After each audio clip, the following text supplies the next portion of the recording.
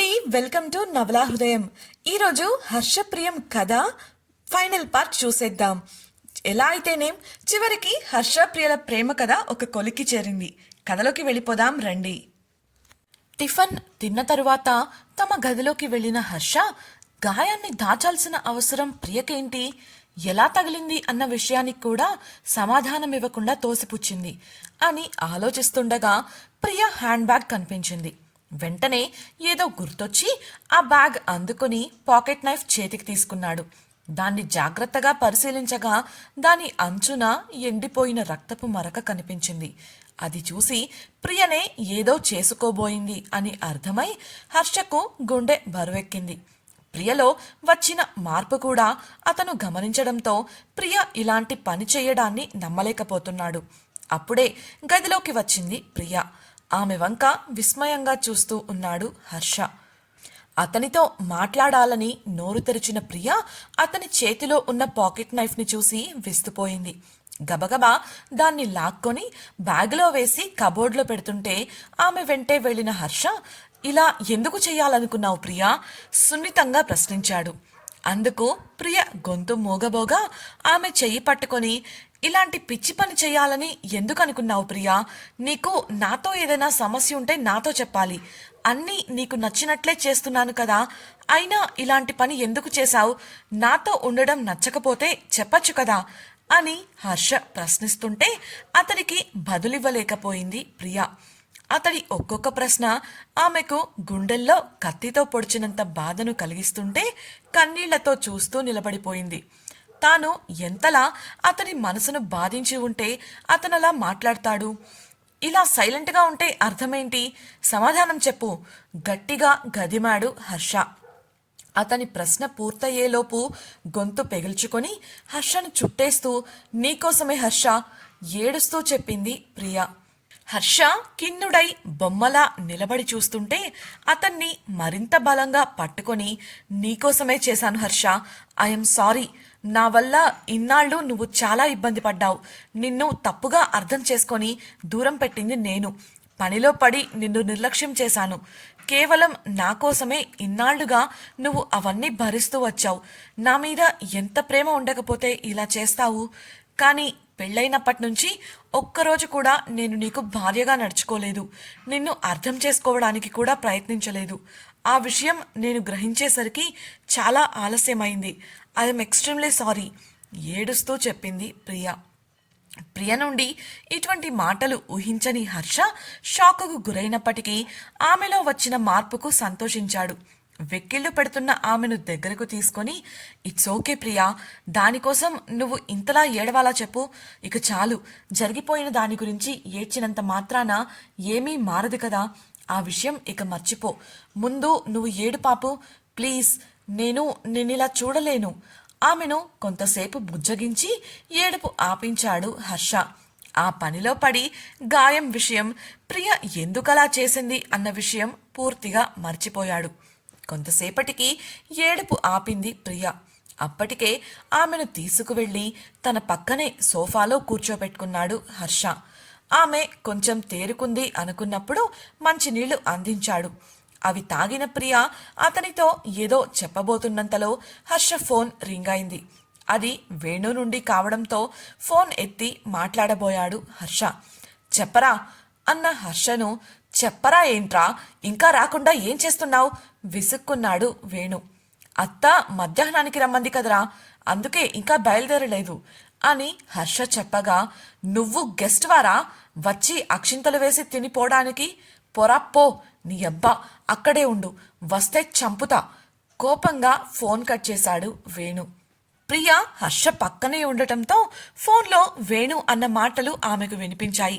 లేచి నిలబడి, మనం వెంటనే బయలుదేరదాం హర్ష, అక్కడ ఆంటీ వాళ్లకు కూడా చాలా పనులుంటాయి కదా అని చెప్పింది. నువ్వు కాసేపు రిలాక్స్ అవ్వు ప్రియా, నేను వెళ్ళి అక్కడ పనులు చూసుకుంటానులే. మధ్యాహ్నానికి కార్ పంపుతాను, అప్పుడు నువ్వు రావచ్చు అని హర్ష చెప్పగా, లేదు, నేను బాగానే ఉన్నాను, 5 minutesలో బయలుదేరదాం అని చెప్పింది ప్రియ. సరే, ముందు వెళ్ళి ముఖం కడుక్కో అని హర్ష చెప్పగా ఆ పని కోసం వెళ్ళిపోయింది ప్రియ. ఆమెలో వచ్చిన ఈ మార్పుకు సంతోషిస్తూ ఆమెను మురిపెంగా చూసుకున్నాడు హర్ష. ప్రియ ఫ్రెష్ అయి వచ్చి మళ్లీ సిద్ధమవగా ఆమెను తీసుకొని వేణు ఇంటికి బయలుదేరాడు. అక్కడికి చేరుకొని వేణువును పెళ్లికొడుకును చేసే కార్యక్రమాల్లో బిజీ అయిపోయారు వారు.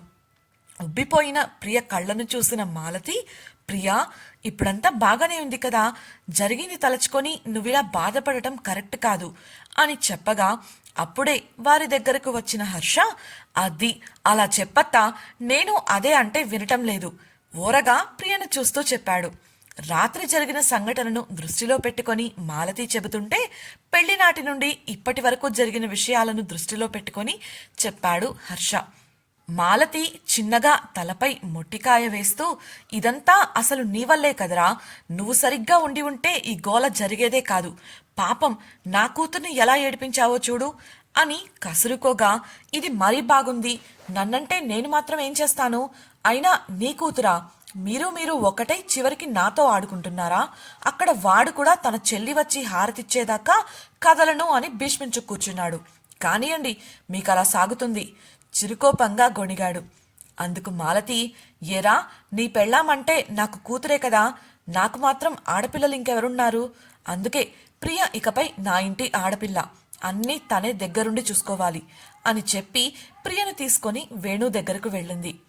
ఆమె మాటలకు ప్రియ సంతోషించగా ఆమెను అపురూపంగా చూసుకుంటూ వారి వెంటే వెళ్ళాడు హర్ష.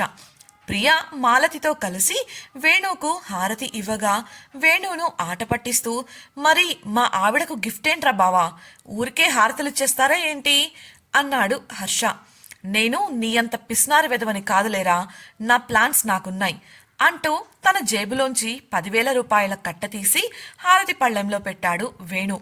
అబ్బో, అయితే తమరు ఫోన్ చేసి రమ్మంది నీ చెల్లి చేత హారతిప్పించుకోవాలన్నమాట హర్ష పెదవి విరుపుగా అనగా, లేకపోతే నువ్వు వెలగబెట్టడానికి ఇక్కడేం పనులున్నాయని, మాకు నీతో ఏ పనులు లేవు, కావాలంటే నా రూమ్ ఖాళీగా ఉంది, పోయి నిద్రపో సూటిగా చెప్పేశాడు వేణు. అమ్మ నా బావా, నీ పెళ్లి కోసమని ఆఫీస్ పనులన్నీ వదులుకొని వస్తే నన్ను ఇంత మాట అంటావా? హర్ష ఉడుక్కోగా, నీకు పెళ్లికొచ్చే ప్లాన్ లేదని నాకు తెలుసులేరా, నాటకాలు ఆపితే బావుంటుంది కోపంగా అన్నాడు వేణు. దాంతో సైలెంట్ అయిపోయాడు హర్ష. వారి సంభాషణ వింటూ నవ్వుకున్నారు మాలతి ప్రియలు. అప్పుడే అక్కడికి వచ్చిన వేణు తండ్రి హర్షభుజం తడుతూ, రాక వచ్చి అందరినీ టెన్షన్ పెట్టేసావాలుడు, ఎలా అయితేనే నీకేం కాలేదు అని తెలిసి సంతోషంగా ఉంది ఆనందంగా చెప్పగా హర్ష మొహమాటంగా, సారీ మామా, మీ అందరినీ రాత్రి బాగా టెన్షన్ పెట్టేశాను, ఇలా జరుగుతుందని అస్సలు అనుకోలేదు అని చెప్పాడు. ఇప్పుడు అవన్నీ ఎందుకు కానీ ముందు ఫంక్షన్ ఎంజాయ్ చేయండి అని అతడు చెప్పి పెళ్లి ఏర్పాట్లు చూసుకుంటూ వెళ్ళిపోగా సరదా కబుర్లలో పడిపోయారు అంతా. ఆ కార్యక్రమాలన్నీ ముగించుకొని హర్ష ప్రియలు తమ ఇంటికి చేరేసరికి మధ్యాహ్నం 3 గంటలు దాటిపోయింది. ఫ్రెష్ అప్ అయ్యి హర్ష ల్యాప్టాప్ ముందు కూర్చోగా నగలు సర్దేసి తాను కూడా ల్యాప్టాప్ పట్టుకుంది ప్రియ. ఆ రోజు వారు చేయవలసిన పనులన్నీ పూర్తి చేశాక ప్రియ హర్ష వంక చూసింది. అతడు ఫోన్లో ఏదో చూస్తూ కనిపించడంతో, హర్ష, మన తోటని నేను పూర్తిగా చూడలేదు, చూపిస్తావా అని అడగగా హర్ష నవ్వి, సరే నువ్వు రెడీ అంటే వెళ్దాం, కానీ శారీ వద్దు ప్రియా, రాత్రి వాన వల్ల బురదగా ఉంటుంది, డ్రెస్ మార్చుకునిరా అని చెప్పాడు. సరే అని ప్రియ లేచి అరమర దగ్గరకు వెళ్ళగా హర్ష ఫోన్ రింగ్ అయింది. అందుకతడు, నేను బయట కాల్ మాట్లాడుతూ ఉంటాను ప్రియా, నువ్వు వచ్చేసేయ్ అని చెప్పి బయటకు వెళ్ళగా నిన్న హర్ష తన కోసం తీసుకువచ్చిన బట్టల సంచిని బయటకు తీసింది ప్రియ. నిన్నటి నుండి ఆమె ఆ సంచిని తెరవలేదు. అందులో ఉన్న దుస్తులన్నీ తనకు నచ్చిన రంగులే ఉండటం చూసి తన ఇష్టాయిష్టాల గురించి ఇంతలా తెలిసి పెట్టుకున్న హర్షను తలుచుకుని మనసు ఉప్పొంగింది.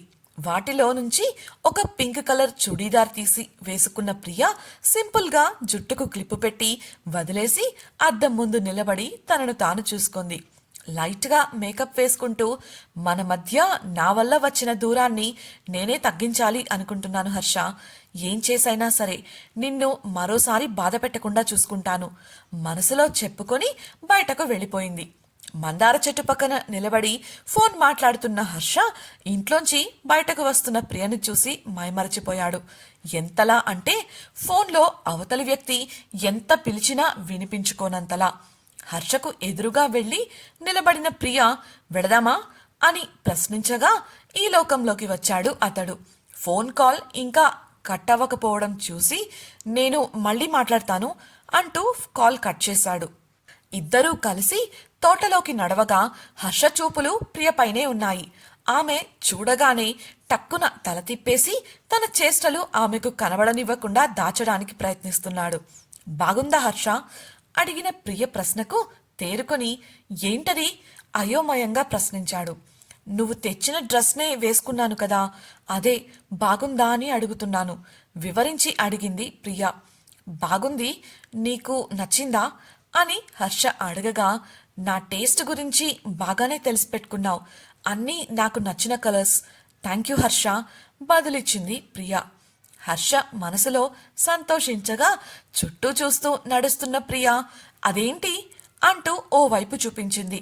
అటువైపు చూసిన హర్ష అది చిన్న చెరువు ప్రియ, వానాకాలంలో నీళ్లన్నీ అందులోనే స్టోర్ అవుతాయి, వేసవి కాలంలో తోటకు నీళ్లు కావాలి కదా, అందుకే ఉంది, పద చూద్దువు గాని అంటూ ప్రియను తీసుకొని ఆ వైపుకు వెళ్లాడు. నిన్న పడిన వాన కారణంగా ఆ చెరువు నిండుగా కనిపించడంతో పాటు రంగురంగుల కలువలు ప్రియను ఆకర్షించాయి. ప్రియ చెరువు దగ్గరకు వెళ్లబోతుంటే గబుక్కున ఆమె చెయ్యి పట్టుకొని ఆపిన హర్ష ఆగు ప్రియ, నిన్న వానకు నేల బురదగా ఉంది, జారితే లోపలికి పడిపోతావు అని చెప్పాడు. మొదటిసారి హర్ష ఇలా తనను తాకగా సంతోషంగా చూసింది ప్రియ. ఆమె చూపులు అర్థమై గబుక్కున ఆమె చేతిని వదిలేసి అదే పడిపోతావేమోనని పట్టుకున్నాను ప్రియా, సారీ, ఇలా వచ్చి ఈ రాయి మీద కూర్చో, నీకు కావాలంటే పూలు నేను కోసుకొస్తాను చెప్పి ఆమె అలా కూర్చోగానే జాగ్రత్తగా చెరువుగట్టున నిలబడి వంగి అందికలో ఉన్న 4 కలువలను తెంపి తీసుకువచ్చాడు. వాటిని ఆమెకు అందించి ఆమె పక్కన అదే రాయిపై కూర్చోగా మరుక్షణం పూలను చూస్తూ అతని భుజంపై తలవాల్చింది ప్రియ. హర్ష విస్మయంగా చూస్తుంటే మా అమ్మా నాన్నలకు నేను ఒక్కతినే కూతుర్ని హర్ష, నాన్న ఉన్నంతకాలం మా లైఫ్ చాలా బాగుంది, నాన్న మాకు ఎందులోనూ తక్కువ చేయలేదు, కానీ నాన్న పోయాక లైఫ్ చాలా కష్టమైంది. నాన్న పార్ట్నర్స్ కావాలనే అకౌంట్స్లో లాసెస్ చూపించి మాకు రావాల్సిన డబ్బు రానివ్వకుండా చేశారు.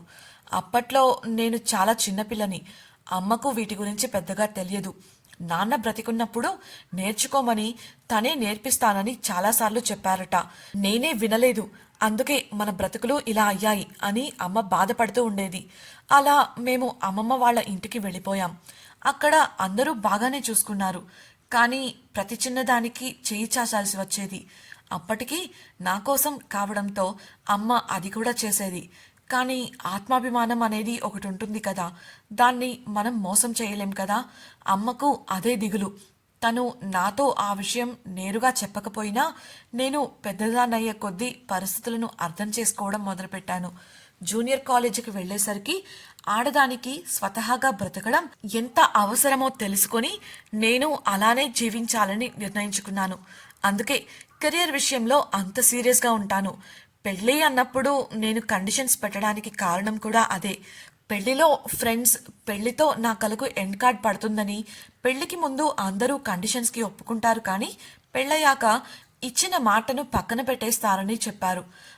ఆ మాటలు వాళ్ళు సరదాగానే అన్నా, కానీ నేను సీరియస్గా తీసుకున్నాను. అందువల్లే మన ఫస్ట్ నైట్ రోజు అంత గొడవ చేశాను, నిన్ను అవమానించాను. కానీ ఆ తర్వాత మెల్లగా మీ అందరి గురించి తెలిసింది. బట్ నీతో ఆ విషయంగా ఎలా ఓపెన్ కావాలో తెలియలేదు. అంతలోనే మామయ్య గారికి సర్జరీ అవ్వడం, నేను కంపెనీలో జాయిన్ అవ్వటం, ప్రాజెక్ట్స్ ఇలా అన్నీ వరుసగా జరిగిపోయాయి. నేను ఒక పని పిచ్చిదాన్ని. పని ఉంటే నాకు ప్రపంచం పట్టదు. వరుస ప్రాజెక్ట్స్తో బిజీ అయిపోయాను. మన మధ్య జరిగినవన్నీ మర్చిపోయి నువ్వే నాతో సరిగా ఉండటం లేదని అనుకుంటూ వచ్చాను. అదంతా నేను రియలైజ్ అయ్యేసరికి నీకు యాక్సిడెంట్ అయిందని తెలిసి నువ్వు దూరం అవుతావన్న భయం మొదలైంది. అప్పుడే నేను నిన్ను నాకు తెలియకుండానే ఎంతలా నా జీవితంలో భాగం చేసుకున్నానో తెలిసింది. ఆ విషయం నాకు కూడా ఇన్నాళ్ళు తెలియకపోవడం విడ్డూరం. ఐఎమ్ సారీ హర్ష, నా పిచ్చి పనులతో నిన్ను చాలా బాధ పెట్టాను. I'm really sorry. ఇంకెప్పుడు ఇలా జరగదు. నన్ను క్షమిస్తావా? లేచి హర్ష ముందు మోకాళ్లపై వాలి చేతిలో ఉన్న పూలను అతనికి అందిస్తూ కన్నీళ్లతో అడిగింది. ఆమె మాటలకు అప్పటికే హర్ష మనసు గాలిలో తేలిపోతుంటే ఆమె చేతిలోని పూలు అందుకుంటూనే ఆమెను లేపి తన గుండెలకు హత్తుకున్నాడు. ఇలాంటి రోజు కోసం ఎప్పటి నుండో ఎదురు చూస్తున్నాను ప్రియా. ఎప్పటికైనా నువ్వు నన్ను అర్థం చేసుకుంటావని నేను నమ్మాను. నా నమ్మకం ఒమ్ము కాలేదు. థ్యాంక్ యూ సో మచ్, భావోద్వేగంతో చెప్పాడు హర్ష. అతన్ని చూసి సంతృప్తిగా నవ్వింది ప్రియా. ఆనందంతో నిండిన ఆమె అందమైన కళ్ళను చూస్తూ మైమరచిపోయాడు హర్ష. ప్రియ పరిస్థితి కూడా అంతే. కొంతసేపటికి వారి మధుర క్షణాలను డిస్టర్బ్ చేస్తూ ఆకాశం నుండి చినుకులు జలజలా రాలాయి. ఇద్దరూ చేతులు పట్టుకొని పక్కనే గుబురుగా ఉన్న చెట్టు కిందకు పరుగుపెట్టారు. ఆ చెట్టుపై ఆకులు దట్టంగా ఉండటం వల్ల వానజల్లు వారిపై పడటం లేదు.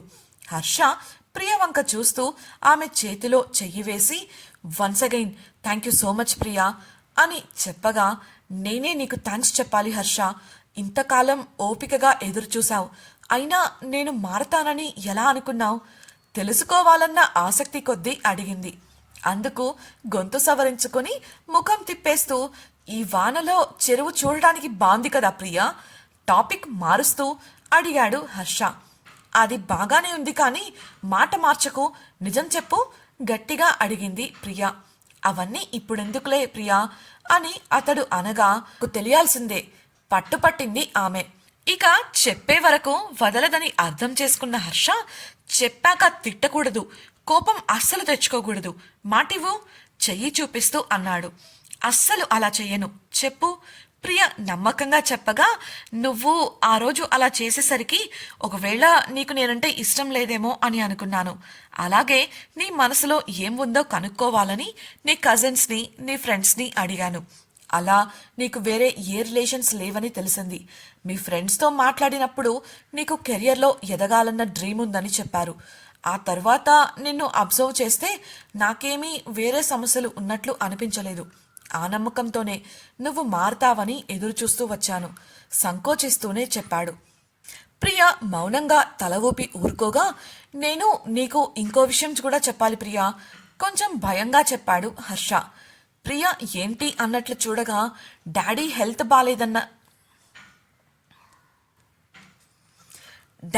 హెల్త్ బాలేని సమయంలో అమ్మ నిన్ను మన కంపెనీలో చేరమని సలహా ఇచ్చారు కదా అని అతడు గ్యాప్ ఇస్తే, అవును అంది ప్రియ.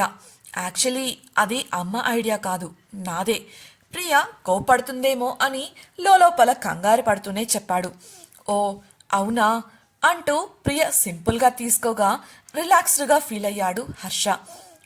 ఆ టైంలో నా వల్ల ఫుల్ కంపెనీని హ్యాండిల్ చెయ్యలేనని అనిపించింది ప్రియా. నువ్వుంటే కాస్త ఈజీగా ఉంటుందని అమ్మకు చెప్పి నీతో మాట్లాడమని అడిగాను. తాను అలా ఎందుకు చేయాల్సి వచ్చిందో వివరించాడు. ప్రియా మౌనంగా ఉంటే, నీకు కోపం లేదా అని అడిగాడు హర్ష. అందుకు ఆమె లేదన్నట్లు తల ఊపగా రిలాక్స్ అయ్యాడు.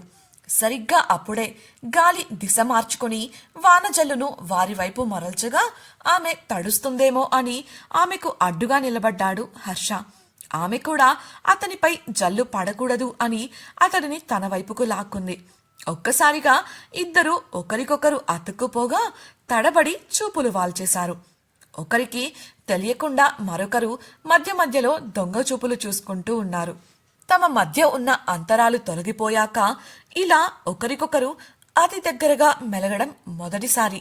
ఇద్దరూ బిడియంతో నిలబడిన క్షణంలో అకస్మాత్తుగా ఆకాశంలో మెరుపు మెరిసి మేఘం గట్టిగా ఉరిమింది. అకస్మాత్తుగా జరిగిన పరిణామం కావడంతో ఉలిక్కిపడి ఇద్దరు మరింత దగ్గరగా హత్తుకుపోయారు. అంతటి చలిలో ఆ కౌగిలి వారికి వెచ్చదనాన్ని కలిగించగా కళ్ళు మూసుకొని ఒకరి సాన్నిధ్యాన్ని మరొకరు ఆస్వాదిస్తూ అలానే ఉండిపోయారు. అలా ఎంత సమయం గడిచిందో వారికే తెలియలేదు. గాలిపాటుకు వానజల్లు మరోసారి వారిపైకి కురవడంతో ముందుగా తేరుకుంది ప్రియ. తడబాటుగా అతని వంక చూడగా తననే తన్మయత్వంతో చూస్తూ కనిపించాడు హర్ష. హర్ష చూపులు ఆమెను ఆకర్షించగా ఇద్దరి చూపులు ఏకమయ్యాయి. ఆ క్షణం ఈ ప్రపంచాన్ని పూర్తిగా మరచిపోయారు ఇద్దరు. వారి మనసులు చేస్తున్న అల్లరికి లొంగిపోయి అతడు ఆమె పెదవులను అందుకోవాలని చూడగా ఆమె సిగ్గుతో కనురెప్పలు వాల్చేసి తన సమ్మతిని తెలియజేసింది. అతడు తన పెదవులతో ఆమె అధరాలను తాకిన క్షణాన హర్ష అన్న రాఘవ స్వరం దూరం నుండి గట్టిగా వినపడింది. ఆ పిలుపుతో తేరుకుని తాను చేస్తున్న పనిని గ్రహించిన హర్ష తడబడుతూ దూరం జరిగి సారీ అంటూ ముఖం తిప్పేశాడు. రాఘవ డిస్టర్బ్ చేయడం నచ్చని ప్రియ మనసులో విసుక్కున్నప్పటికీ హర్ష ఎందుకు సారీ చెప్పాడా అని ఆలోచించసాగింది. ఈలోపు వారిని చేరుకున్న రాఘవ గొడుగు అందిస్తూ మీరు తోటలోకి వచ్చారని తెలిసిందిరా, ఈ వాన ఆగేలా లేదు, త్వరగా పదండి అని చెప్పగా అతని వెనుకే ఒకే గొడుగులో ఇంటి వరకు వెళ్ళిపోయారు. రాఘవ తన ఇంటికి వెళ్ళగా గదిలోకి వెళ్ళిన హర్ష తన బట్టలు తడిచిపోవడంతో మార్చుకోవాలని వెళ్ళిపోయాడు. కనీసం ప్రియ వంక కూడా చూడలేదు. ఇక తానే ఏదో ఒకటి చెయ్యాలని నిర్ణయించుకుంది ప్రియ. తన బట్టలు కూడా తడిచిపోవడంతో మార్చుకోవడానికి అరమర తెరిచింది. హర్ష తెచ్చిన డ్రెస్సుల నుండి ఒకటి తీసుకోబోయినదల్లా సడన్ గా ఆగి ఏదో ఐడియా తట్టడంతో పక్కనే ఉన్న చీరను అందుకుంది. హర్ష బయటకు వచ్చేసరికి చీర కప్పుకొని వచ్చి కట్టమంటూ కళ్లతోనే చెప్పింది. హర్ష మనసులో డ్రెస్ వేసుకోవచ్చు కదా, ఇలా నన్ను ఉడికిస్తూ చంపుతున్నావే. గొణుక్కుంటూనే వెళ్ళి ఆమెకు చీర కట్టడం మొదలుపెట్టాడు. ఇప్పటి వరకు హర్ష చీర కట్టిన ప్రతిసారి ఎదను చేతులతో కప్పుకున్న ప్రియ ఈవేళ అలా చెయ్యలేదు. పైపెచ్చు సూటిగా అతడి కళ్ళల్లోకి చూడాలని ప్రయత్నిస్తోంది. హర్ష మాత్రం ఇంకా మనసులో ఎక్కడో ఉన్న భయంతో ఆమె విషయంలో చొరవ తీసుకోలేక చీర కట్టడంపై దృష్టి పెట్టాడు. అయినప్పటికీ ఆమె అందం అతన్ని ఊరికే ఉండనివ్వడం లేదు. కుచ్చిళ్లు పెడుతూ కావాలని అతడికి కనిపించేలా ఉంచిన ఆమె నాభిని చూసిన అతడు మైమరచిపోగా అతని చర్యలను చదివిన ప్రియ ఒక్కసారిగా అతని చెయ్యి అందుకొని తన పొట్టపై పెట్టుకుంది. హర్ష కరెంట్ షాక్ కొట్టిన వాడిలా చేతిని వెనక్కు తీసుకొని పక్కకు తిరిగి నిలబడగా అతన్ని వెనుకగా చుట్టేసి దూదిలా మెత్తగా భలేగా ఉంది కదా హర్ష, నీకు నచ్చింది కదా అని అల్లరిగా అడిగింది. పైకి సైలెంట్గా ఉన్నప్పటికీ మనసులో అలానే ఫీల్ అవుతున్న హర్ష షాక్ అయ్యి నా మనసులో ఉన్న మాట దీనికెలా తెలుసు అనుకుంటూ అనుమానంగా ప్రియవంక చూశాడు. ప్రియ అతనికి ఎదురుగా నిలబడి అతని మెడ చుట్టూ చేతులు అల్లి దగ్గరగా వెళ్ళి కలలోనూ ఊహల్లోనూ కాదు హర్ష, ఇకపై నిజ జీవితంలో కూడా నువ్వు నాతో నీకు నచ్చినట్లు ఉండొచ్చు. ఇప్పటికే నా వల్ల చాలా టైం వేస్ట్ అయింది, ఇకపై అలా కాకూడదు అని చెప్పగా విస్మయంగా చూశాడు హర్ష. తన ఆలోచన ఆమెకెలా తెలుసు అన్న ఆశ్చర్యం అది. తనింకా జరుగుతున్నది నమ్మలేకపోతున్నాడు. ఆ ఆలోచనలో ఉన్న అతడి ముఖంపై చిటిక వేసింది ప్రియ. ఏంటి, నీ మనసులో ఉన్న ఆలోచనలు నాకెలా తెలుసా అనా అడిగింది ఆమె. హర్ష అవునన్నట్లు చూడగా అతడి చేతులను తన చుట్టూ అల్లుకొని అతడి ముఖానికి అతి దగ్గరగా వెళ్ళి కళ్ళల్లో కళ్ళు పెట్టి చూస్తూ I love you two Harsha, నీ ప్రేమను ఇకపై దాచుకోవాల్సిన అవసరం లేదు. మన మధ్య ఉన్న ఈ దూరాన్ని నీలానే ఇంకొక్క క్షణం కూడా నేను భరించలేను చెప్పి చటుక్కున అతని పెదవులను అందుకుంది. ఆ చర్యకు హర్ష ఒక్క క్షణం ఆశ్చర్యంతో కళ్ళు పెద్దవి చేసి చూసినప్పటికీ ఆమె తానుగా తన సమ్మతిని తెలపడంతో సంతోషంగా ఆమె నడుము చుట్టూ ఉన్న తన చేతుల పట్టు బిగించాడు. హర్ష చేతి స్పర్శకు ఆమె మేను పులకరించగా మెల్లిగా ముద్దులోని మాధుర్యాన్ని ఆస్వాదిస్తూ ఇద్దరూ ఈ లోకాన్ని మరచారు. ప్రేయసి తన ప్రేమను అర్థం చేసుకుని తనకు తానుగా దగ్గరవుతున్న ఆనందం అతనిది. తనపై కొండంత ప్రేమను పెంచుకొని అనుక్షణం తన సంతోషం కోరుకుని అర్థం చేసుకునే భర్త దొరికాడన్న ఆనందం ఆమెది. వీరి ప్రేమకు తోడై బయట కురుస్తున్న వాన వారిలో కోరికల కొలిమిని రాజయ్యగా తమ మధ్య ఉన్న హద్దులను చెరిపేయాలని ఇద్దరూ కలిసి నిర్ణయించుకున్నారు. మరుక్షణం దేవతా వస్త్రాలతో మంచంపై వాలగా అతడు ఆమె శరీరపు అణువణువును తాకి అదర సంతకం చేశాడు. అతని స్పర్శకు వశం తప్పి వేడి నిట్టూర్పులు విడవటం ప్రారంభించింది ప్రియ. అతనికి సహకరిస్తూ అతని మనసెరిగి కదలడం ప్రారంభించింది. ముద్దుల వర్షంలో తడిచి ముద్దై హద్దులను చెరిపేస్తూ ఒకరిలో ఒకరుగా ఇద్దరూ ఒకటిగా కలిసిపోయారు. ఆ కలయిక ఇద్దరి మనసులను ఎనలేని మధురమైన భావాలతో నింపెయ్యగా 2 గంటల పాటు ఎడతెరిపి లేకుండా సాగింది వారి రాసక్రీడ. అప్పటికే బాగా అలసిపోయింది ప్రియ. చిరుచెమటలో పట్టిన ఆమె నుదుటిపై ముద్దు పెట్టి పక్కన వాలిపోయాడు హర్ష. సిగ్గుతో నిండుగా దుప్పటి కప్పుకొని పక్కకు తిరిగి పడుకుంది ఆమె. సిగ్గుతో ఆమె ముఖమంతా ఎర్రగా కందిపోయింది. ఆమెను దగ్గరకు తీసుకోవాలని హర్ష ఆమె వైపు చూడగా పక్కకు తిరిగి కనిపించింది ఆమె. ఎదురుగా అద్దంలో ఆమె ప్రతిబింబం కనిపిస్తూ సిగ్గుపడుతున్నట్లు తెలిసి నవ్వుకున్నాడు హర్ష. వెనుకగా ఆమెను హత్తుకుంటూ నన్ను రెచ్చగొట్టినప్పుడు లేని సిగ్గు తర్వాతెలా వచ్చిందో అల్లరిగా అద్దంలో చూస్తూ ఆమె చెవిలో అడిగాడు. ప్రియ కూడా అలానే అద్దంలో చూస్తూ నా వల్లే నువ్వు నీ ఫీలింగ్స్ దాచుకుంటున్నావని అర్థమైంది హర్ష, అందుకే అప్పుడు సిగ్గు విడిచి అలా చేశాను బదులిచ్చింది. నువ్వు సిగ్గుపడితే కొత్తగా ఉంది, నువ్వు కూడా సిగ్గుపడతావా అనిపిస్తుంది. హర్ష చెప్పగా నేను కూడా ఆడపిల్లనే బాబు, నాకు అన్ని ఫీలింగ్స్ ఉంటాయి నొచ్చుకుంటూ చెప్పింది ప్రియా. ఇలా ముద్దుగా ఉన్నావు ప్రియా. ఆమెను మురిపెంగా చూస్తూ బుగ్గపై ముద్దు పెట్టాడు హర్ష. అతడి ఎదపై వాలిపోయింది ప్రియ. మరుసటి రోజు ఉదయాన్నే వారు సిద్ధమై మాలతి వాళ్ళింటికి వెళ్లేసరికి మంగళ స్నానాల వేడుక ప్రారంభమైంది. అందరూ అక్షింతలు వేసి వెళ్లిపోయాక ప్రియా హర్షలు కలిసి వేణుపై బిందెలతో నీళ్లు పోయగా మరుక్షణమే వేణుతో పాటు వారు కూడా పూర్తిగా తడిచిపోయారు. తమపై నీళ్లు పోసింది ఎవరో అని వెనక్కు చూసిన వారికి కేశవ, వైదేహీలు బిందెలు పట్టుకొని నవ్వుతూ కనిపించారు. వారిని చూసిన ప్రియ సంతోషంగా వెళ్లి వారిని పలకరించింది. తన అత్తగారితో మీ కాలు ఇప్పుడెలా ఉందత్తయ్యా, మీరు వస్తున్నట్లు చెప్పనే లేదు అని అడిగింది. అందుకు వైదేహి బదులిచ్చేలోపు కేశవ మీ అత్తగారికి ఏమవుతుందమ్మా, మీరు వచ్చిన తర్వాత రోజే స్నేహితులతో కలిసి బిర్లా మందిర్ వెళ్ళొచ్చింది కదా వెటకారంగా అన్నారు. అందుకు వైదేహి కేశవ భుజంపై కొట్టి కళ్లతో ఏదో సైగ చేయగా తమ నాటకం సంగతి గుర్తొచ్చింది కేశవకు. వెంటనే సర్దుకుని ఊరికే అన్నాన్లే తల్లి, మీ అత్తగారు ఒకటే గోల పెళ్లికి వెళ్లాల్సిందే అని, మీకు కూడా సర్ప్రైజ్ ఇద్దాంలే అని చెప్పలేదు. టాపిక్ డైవర్ట్ చేస్తూ చెప్పాడు. అయితే అప్పటికే విషయం అర్థమైపోయింది ప్రియకు. తమ జంటకు ఏకాంతాన్ని ఇవ్వాలని వారు ఇలా నాటకం ఆడారని. తనలో తనే నవ్వుకొని ఊరుకోగా ఇంతలో మాలతి, ఆమె భర్త కలిసి వైదేహి కేశవులను పసుపు నీళ్లతో తడిపేశారు.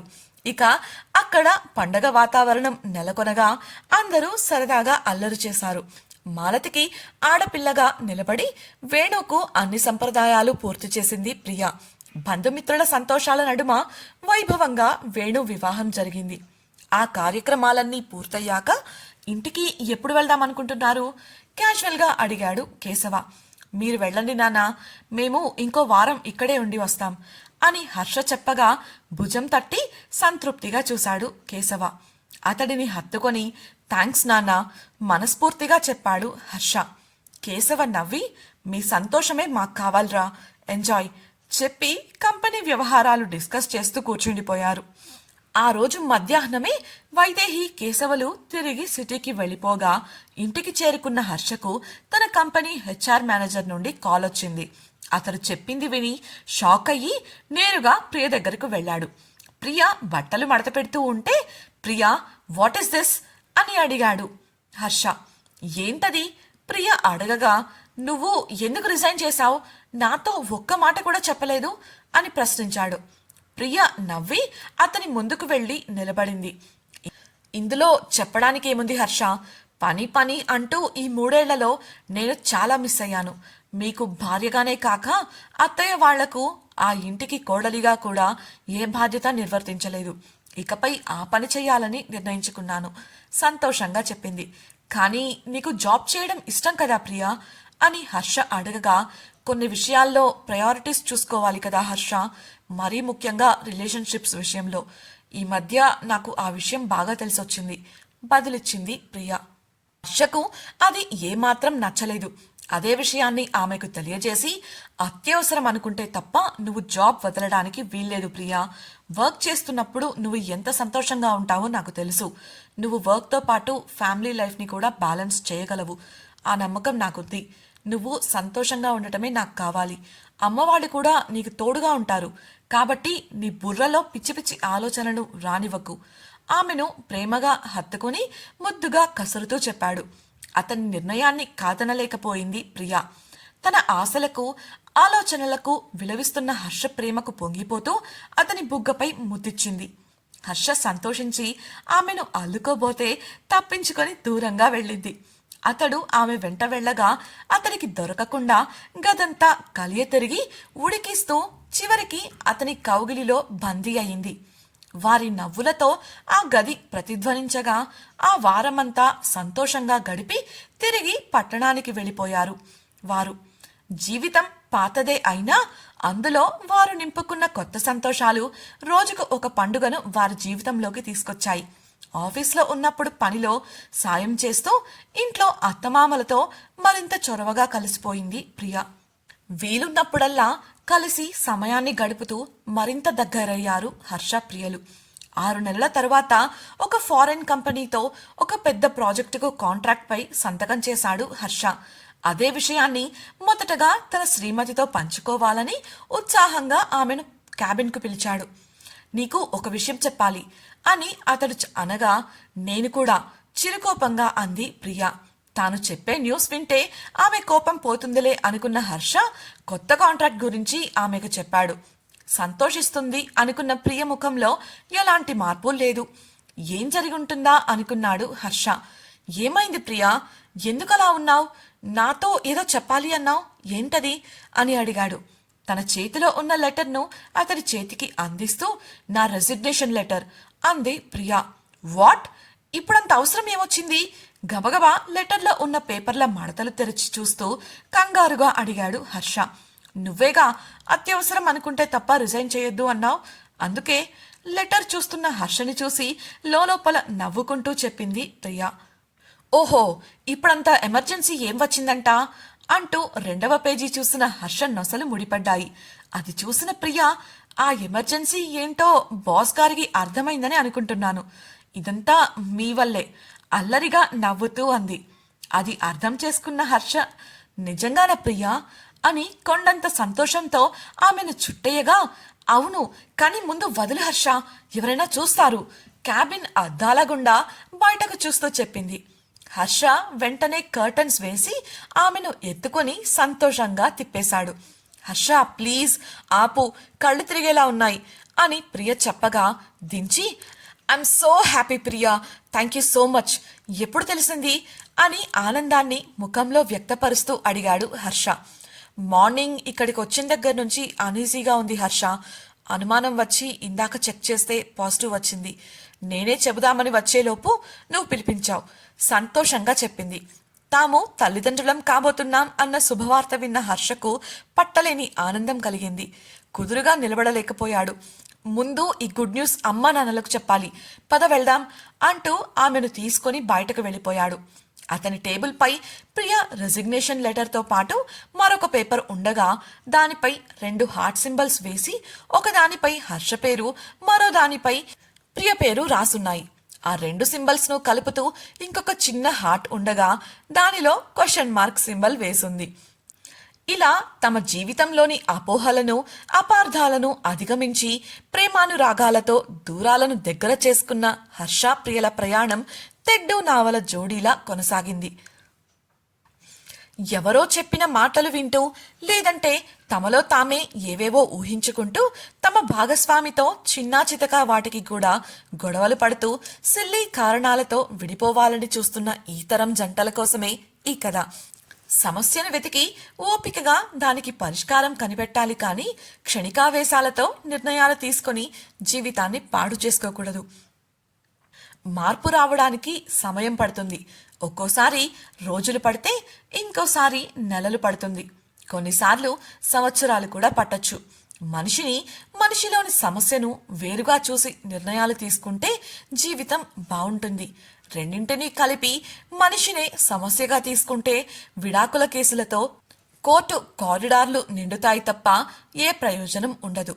సర్వేజన సుఖినో భవంతు. ఈ కథ మీకు నచ్చింది అనుకుంటున్నాను. నచ్చితే లైక్ చేసి షేర్ చేయడం మర్చిపోవద్దు. ఇలాంటి మరిన్ని కథల కోసం మన ఛానల్ను సబ్స్క్రైబ్ చేయండి. ఈ కథపై మీ ఒపీనియన్స్ మాతో షేర్ చేసుకోవడానికి కమెంట్ సెక్షన్లో తెలియజేయండి. Thank you for listening.